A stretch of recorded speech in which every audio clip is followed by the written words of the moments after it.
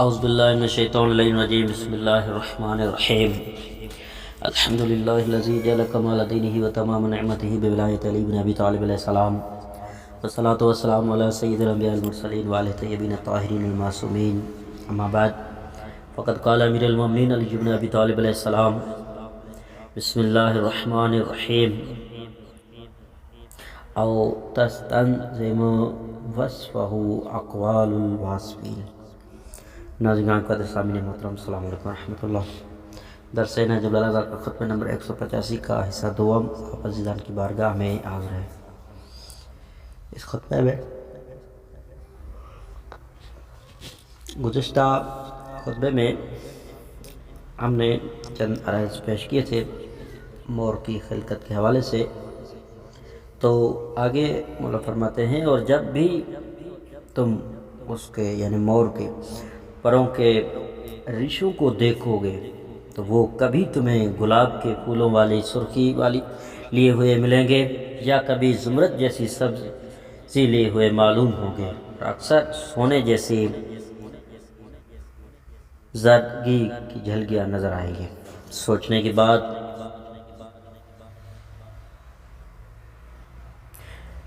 ہے کہ ایک ایسی مخلوق کی صفات و خصوصیات تک غور فکر کی گہرائیاں کیسے پہنچ سکتی ہیں اور کیسے ان کی عقلی طبع آزمائیاں رسائی پا سکتی ہے، یا صفات بیان کرنے والوں کے بیانات کیسے اس کی صفات کو منظم کر سکتے ہیں، اور جس کے چھوٹے سے چھوٹے جز نے بھی اوہام کو سمجھنے سے عاجز اور زبانوں کو بیان کرنے سے قاصر کر دیا ہو۔ چنانچہ پاک ہے وہ ہستی کہ جس نے عقلوں کو ایک ایسی مخلوق کی صفات بیان کرنے سے مغلوب کر دیا جو آنکھوں کے سامنے موجود ہے، اور سب کی آنکھوں نے اسے حدود کے اندر رہتے ہوئے اور اعضاء و جوارح رکھتے ہوئے مختلف رنگوں اور جسامت میں دیکھ بھی لیا ہے، اور جس نے زبانوں کو اس مخلوق کی صفات کا خلاصہ کرنے سے بھی بے بس کر دیا ہے، اور اس کی حیثیت و منقبت کا حق ادا کرنے سے الگ بٹھا دیا ہے۔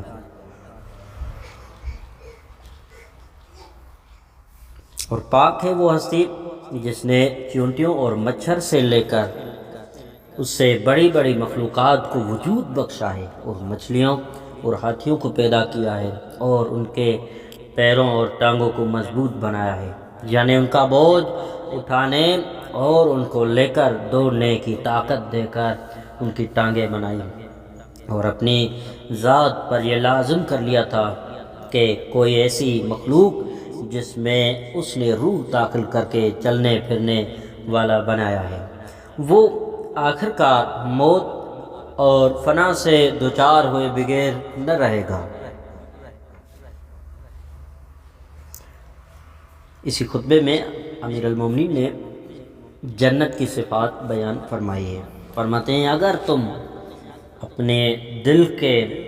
نظر ان صفات پر ڈالو اور ان پر غور کرو جو جنت کے سلسلے میں تم سے بیان کی جاتی ہے، تو تمہارے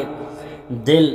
دنیا میں ملنے والے عمدہ سے عمدہ چیزوں کی خواہشوں اور لذتوں اور دنیا کی تمام زیبائشوں اور نظاروں اور قیمتی چیزوں سے ہٹ جائے گی، اور تم جنت کے ان درختوں کے پتوں کی کھڑکھڑاہٹ میں مہو ہو کر رہ جاؤ گے، جو درخت جنت کے نہروں کے کنارے کنارے چلے جا رہے ہیں، اور جن کی جڑیں مٹھ کے ٹیلوں میں ڈوبی ہوئی ہیں، اور وہ ان درختوں کی بڑی اور چھوٹی شاخوں میں الجھ کر رہ جائے گا جہاں موتیوں کے گچھے لٹک رہے ہیں، اور سبز پتیوں کے اندر غلافوں میں طرح طرح کے مختلف پھل چمکتے ہوئے دکھائی دیں گے۔ وہاں کے پھل ایسے ہوں گے جنہیں درختوں سے اتارنے میں کوئی محنت و دقت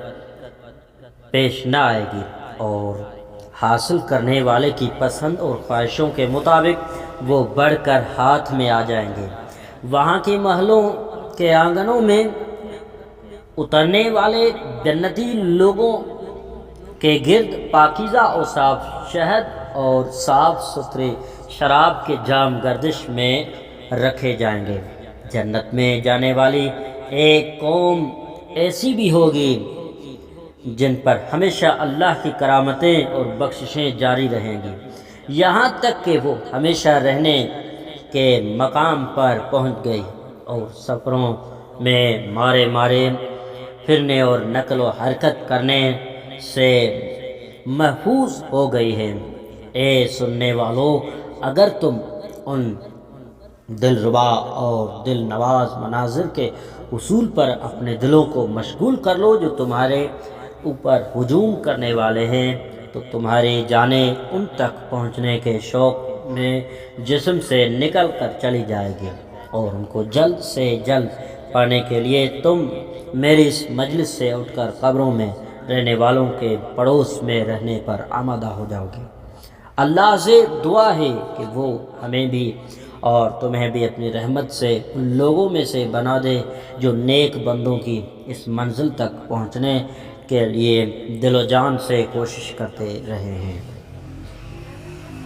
خطبہ نمبر 186۔ اس خطبے میں امیر المومنین نے قرآن کریم کی پوزیشن، مسلمانوں کی محدود شناخت کیا ہے اور حرام و حلال کی پوزیشن، اور اسلام کا معمولی رویہ اور موت کی طرف بڑھنا کے حوالے سے بیان کیا ہے۔ فرماتے ہیں کہ ان اللہ تعالی انزل کتابا ہادیا بین فیہ الخیر والشر فخذوا نہج الخیر تہتدوا۔ فرماتے ہیں کہ بلا شبہ اللہ بزرگ و برتر نے ایک ہدایت کار کتاب نازل کی ہے اور اس میں پوری خیر اور سارا شر بیان فرما دیا ہے، چنانچہ تم لوگ خیر کے طریقوں کو اختیار کرو تاکہ ہدایت یافتہ ہو جاؤ، اور شر کے تمام طریقوں سے الگ رہو تاکہ راہ ہدایت پر برقرار رہ سکو۔ تمام فرائض کو ادا کرو، اللہ کے تمام فرائض کو ادا کرو تاکہ وہ تمہیں جنت میں پہنچا دے۔ یقیناً اللہ نے جن چیزوں کو حرام کیا ہے وہ معلوم و مشہور حرام تھی،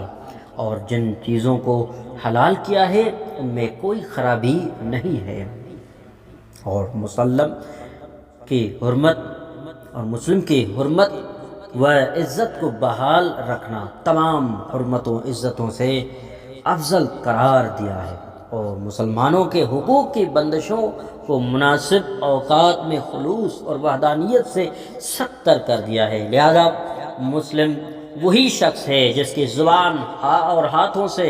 مسلم لوگ سلامتی پائے، سوائے اس کے کہ حق یہی ہو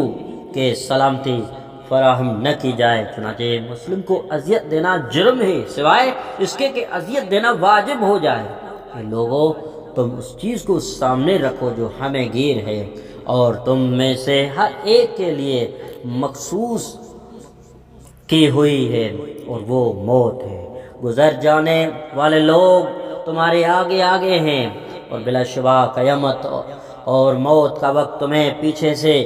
ہانک کر نغمہ موت سنا رہا ہے۔ لہذا تم ہلکے پھلکے سفر کرو اور اپنے اگلوں سے جا ملنے کی تیاری کر لو۔ صرف یہی بات صحیح ہے کہ تمہارے آگے گزر جانے والے لوگوں کو پچھلوں کا انتظار کرایا جا رہا ہے۔ اللہ کے حضور میں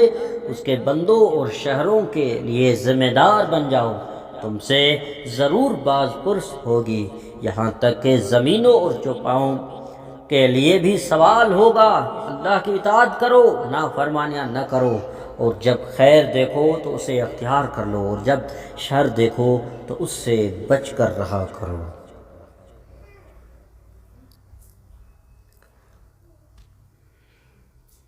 خطبہ نمبر 187۔ اس خطبے میں امیر المومنین نے آسمانوں اور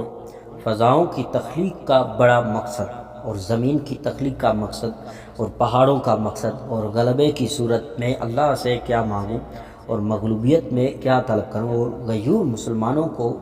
یاد فرمایا ہے۔ آئیے خطبے میں چلتے ہیں کہ مولا فرماتے ہیں، اے اللہ، اے بلند کی ہوئی آسمانوں اور تھمی ہوئی فضاؤں اور خلاؤں کے پروردگار، اے وہ ہستی جس نے آسمانوں، فضاؤں اور خلاؤں کو دن اور رات کے لیے جمع ہونے اور پناہ لینے کے لیے بنایا ہے، اور جنہیں تو نے سورج اور چاند اور مختلف ستاروں اور سیاروں کے نمودار ہونے اور سفر کرنے کی جگہ قرار دیا ہے، اور جہاں کے باشندے فرشتوں کو تو نے اس گروہ میں منظم کیا ہے جو تیری عبادت و اطاعت سے نہ تو تھکتے ہیں نہ اکتاتے ہیں۔ اور اے اس زمین کے پروردگار جسے تو نے جانداروں اور کھانے پینے والوں کے قیام و رہنے کی جگہ بنایا ہے، اور جسے تو نے کیڑوں مکوڑوں اور موذی جانوروں اور مویشیوں کے رہنے چلنے پھرنے اور زندہ رہنے کی جگہ بنایا ہے، اور اس پوری کائنات کے پروردگار جس کا کوئی حد و حساب نہیں لگا سکتا، وہ خواہ وہ دیکھی ہوئی کائنات ہو یا جو دیکھی نہ جا سکتی ہو، اور اے مضبوط پہاڑوں کے پالنے والے جنہیں تو نے زمین کو سنبھالنے والی میخیں بنایا ہے اور مخلوقات کا سہارا قرار دیا ہے، اے پروردگار اگر تو نے ہمیں دشمن پر غلبہ دیا تو ہمیں زیادتی کرنے اور باغی ہو جانے سے روکنا اور حق پر قائم رکھنا، اگر تو نے ہمارے دشمنوں کو ہم پر غلبہ دیا تو پھر شہادت عطا کرنا اور ہمیں فتنوں سے محفوظ رکھنا۔ کہاں ہے عزت و آبرو کے نگہبان، اور کہاں ہے مصیبتوں کے نزول کے وقت ننگ و ناموس کی حفاظت کرنے والے غیور مومنین؟